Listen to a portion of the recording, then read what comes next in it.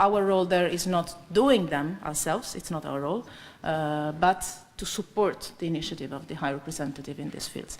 And let me just mention the attention to the human rights activities, in particular religious freedom and the protection of religious minorities. The work on the death penalty, on which Italy is very much, has always been on the front line and is going to play a role in the next UN General Assembly as presidency.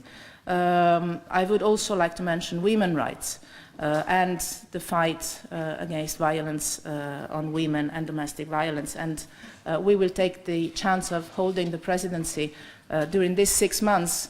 There are also the months where the Istanbul Convention enters into force, that was on the 1st of August, to have an event together with the Council of Europe in Rome on the fight against violence on women. We see it as the core of the European project from the very beginning.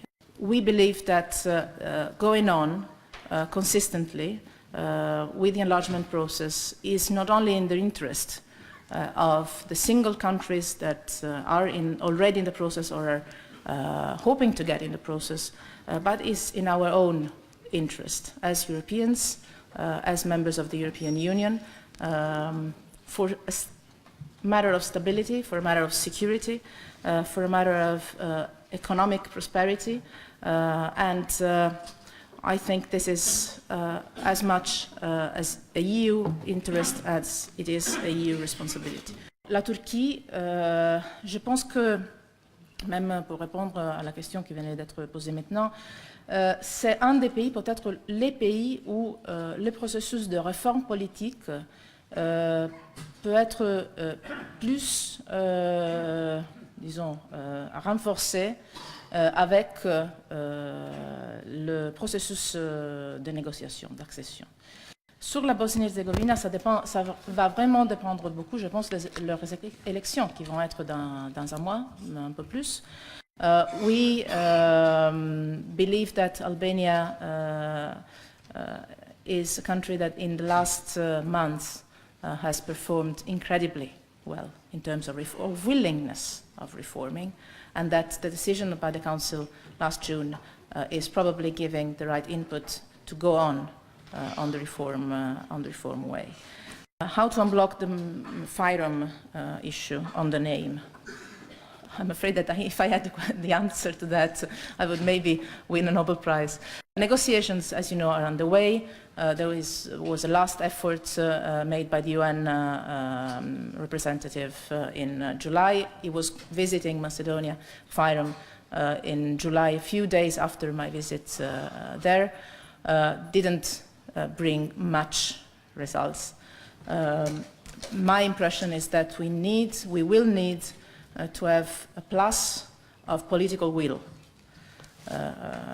both in FYROM and probably in other countries as well. And we might need an additional European protagonism in trying to solve the issue.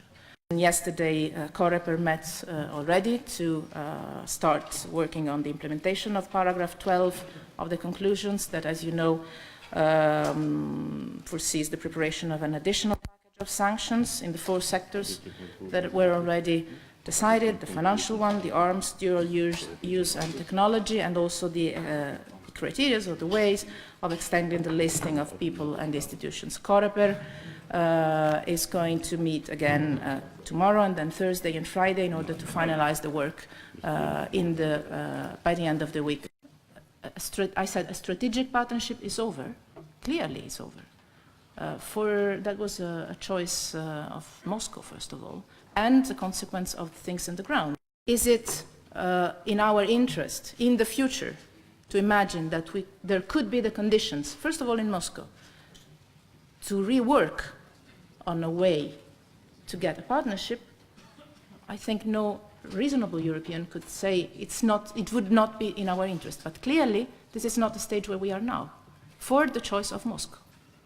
I don't know if that answers to the overall question, if I am pro-Russian or anti-Russian. I think I would position myself in this. Mr. Killer.